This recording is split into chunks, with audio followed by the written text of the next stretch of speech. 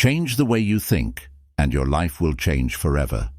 In 1869, a man who was 27 years old and had just finished from Harvard as a doctor of medicine was having a life crisis. Not only had he been through hard times before, but he also had to deal with illnesses and bouts of sadness during his 6 years of medical school. But this time, it was even worse. He thought about committing suicide for months. The young man was named William James.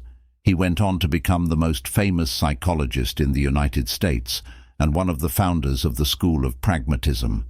James got over his sadness on his own, and it took him 3 years.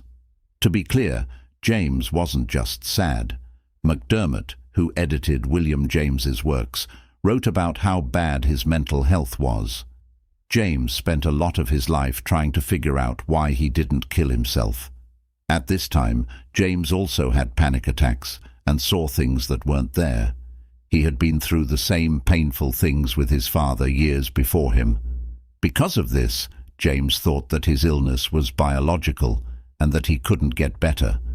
But in 1870, James had a big psychic breakthrough after reading a piece by the French psychologist Charles Renouvier. He wrote in his journal, "I think yesterday was a crisis in my life. I finished the first part of Renouvier's second essay and see no reason why his definition of free will, the sustaining of a thought, because I choose to, and I might have other thoughts, needs to be the definition of an illusion. At any rate, I will assume for the present, until next year, that it is not an illusion.